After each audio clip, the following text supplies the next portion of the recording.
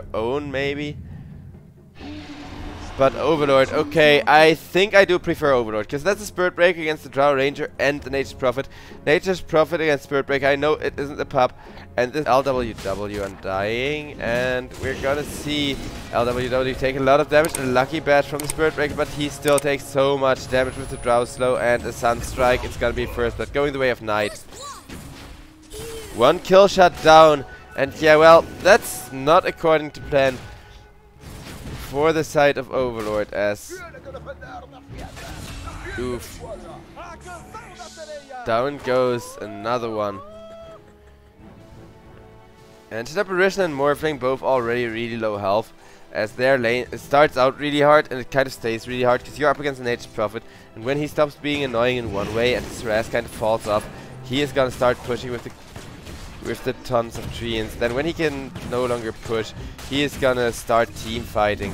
And Morphling goes down, while no bash means Clockwork will as well. I was keeping my camera here because Drow kill. And it looks like Undying Man fighting it up as best he can. It's gonna get charged by the Spirit Breaker. Cocked, meaning no more decay, and that means everybody's gonna get away. Another decay and Judy may have died. Anyhow, over the top lane, Apparition will die, and Morphling already is going 0-1 against the Nature's Prophet, who's kind of a position 1 in the sense that if he comes online, he is gonna stomp the lane, even if he goes for those position 3 items. And Ambassador, he makes that little mango play. It was almost enough. I mean, you just get that half a second earlier or later, and it works out. Now on the mid lane, XY went for a dive.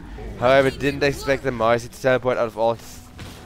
Yeah, that's just, I think, him being tilted. And if you start game number 1 of a series off by going 11-0 and getting tilted, that's not how you want to play Dota. Sometimes it happens that you lose all 3 of the lanes, and I think Overlords, they were just as caught off guard as I was by this Undying not being a position 4.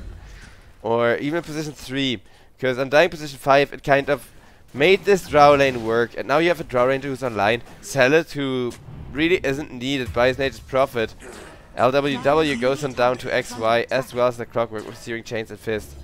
And now, is he opting for a Midas? No, actually no Midas. This would have been a really good game for the Midas. Then again, I can see you not wanting to throw your early game advantage if your Unity toss back onto XY there by the Marcy, and Marcy rebounds into 2. It's huge as Ember Spirit goes on down, and now they're able to turn around for more. LWW goes on, kills Judy. Spirit Breaker looking for a bash is still gonna lose that man fight against the Invoker, because Invoker is a mid laner, and Xiaoyu comes on in, 3 kills.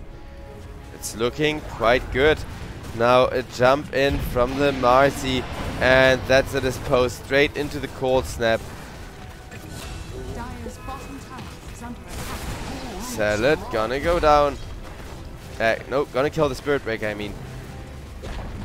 And Xiaoyu will secure himself a tower. Now on the mid lane, it looks like LWW could be in a bit of trouble. However, mostly because he can't get the tombstone out.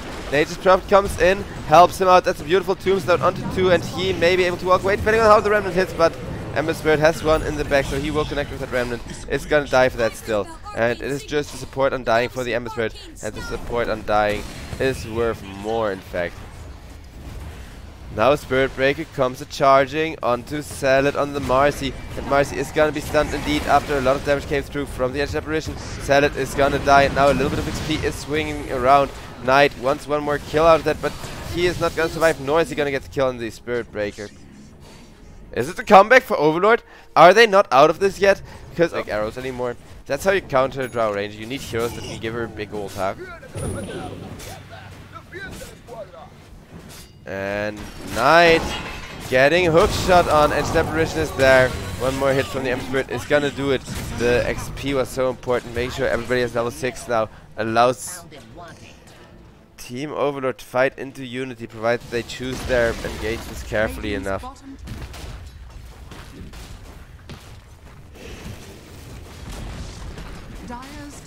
Top tier 2 goes on down.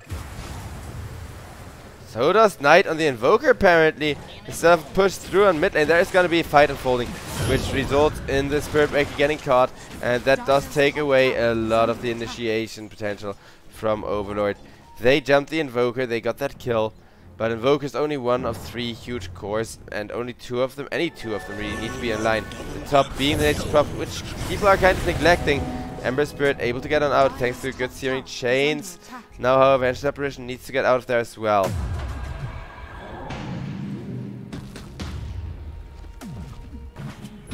With Unleash, Django is just gonna die. MKS will be the one to secure the kill. Because this Drow Ranger losing 2 side lanes, and then they lost the mid lane as well. Resulting in just 3 lanes. Going absolute shit show mode. And then when it came to playing from behind, that is the strength of Overlord. However, now you can see how the fat this Drow is. Shotgunning down one after the other. Or well, ballistating I should say. But one way or no matter how you put it, XY goes down because that Drow just hits way too hard.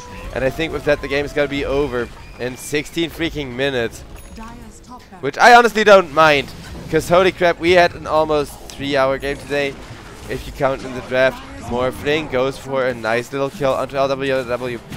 The goal for this Morph was to be able to do the same to the Drow Ranger, and you're not going to, because Drow is tanky as hell, and even if you're in her Elimination disable the marksmanship, she's off of the trees and the creep wave. Spirit Break charges forward, gets silenced by the Drow Ranger, and that's 1 down, that's 2 down. Without the Shadow Blade or any other, like BKB, any other kind of item to allow for the Spirit Break initiation, it's nowhere near as powerful as he wants it to be. Nowhere near as powerful as Overlord needed to be. And look at Drow once again going ham, killing yet another one. Just shooting at everything around her. And that's Silence on the Ember Spirit, unstoppable on MKS. Yeah, the Ember, he had a hard game ahead of him. That was definitely to be expected. The Morph, however, not having a good one. That is where I'm really just baffled. Because, yeah, I think that just boils down to the lane matchup. Marcy, it's gonna go down. So it is 1 return kill, but GG has been called and disconnect from the Ember Spirit right after. As he's just tilted and done with this game. I can kind of understand that though. Because with LWW being bottom, 30 minutes or something. But if it goes to the mid to late game, it's gonna be very, very interesting. Now Primal Beast gets last pick to counter the Sniper. Primal Beast, good against all of these heroes except the Pudge and just farming creeps. Pudge doesn't get the best of timings for a hero that needs to do so much for his team. And now the Earthshaker is gonna get ran down by 3 people. Well, Neek's Assassin has been bullied behind the tower. But over on the bottom lane, guess where the Primal Beast is? He's sitting right next to the Earthshaker.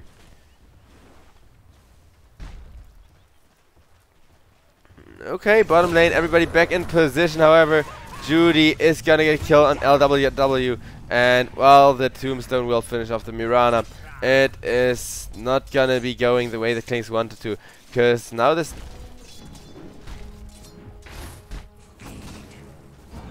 Sniper getting zoned out by the Klings plus the Undying with a Tombstone. That's gonna be a guaranteed kill, but only in exchange for the Klings. And that is not a trade you're happy with. Your your safe lane is still having 0 impact, but at least your mid laner is winning the lane. So I think it's gonna be the goal to use Slash as a space creator with Klings' top lane going so poorly. And last game it went.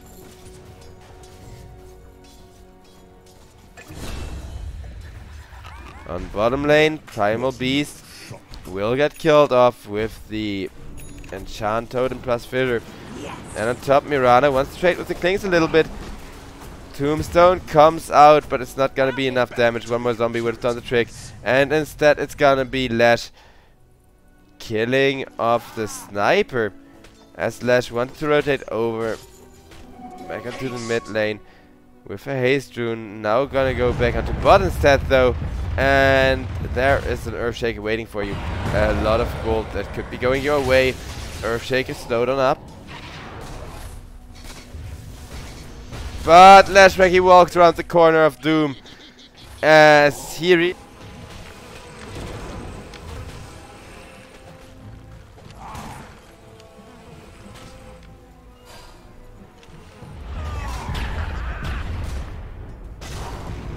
and Earthshaker going for the Echo Slam to make sure this chain stun is there.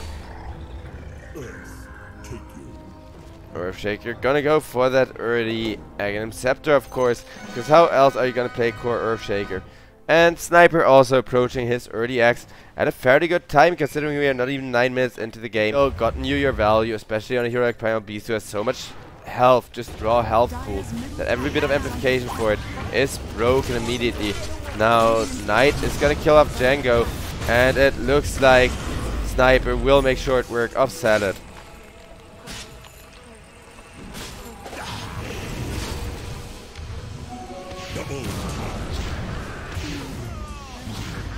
Pudge goes down to the Lishrak, who got himself a double kill now. And that's a 2k gold lead for the side of Unity once again, as their Klings over on top. We see another push from the side of Unity, this time with more heroes. They are all really close grouped together, meaning Snapfire ultimate comes through for so much damage. Undying, is he gonna live?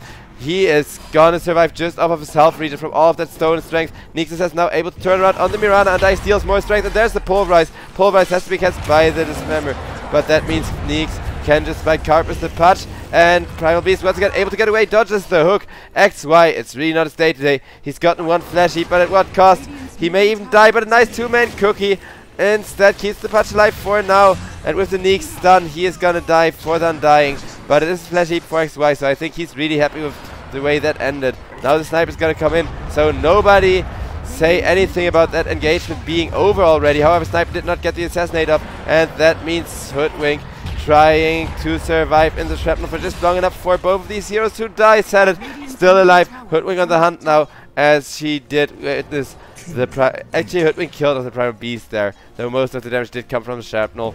Django now on the run, but clings. Yeah, nicely finished that one off with a Burning Barrage. The AoE is bigger than you'd think, but he pretty much aimed it perfectly, because Hoodwink wasn't far gone when she stepped out of vision yet. XY. Next target.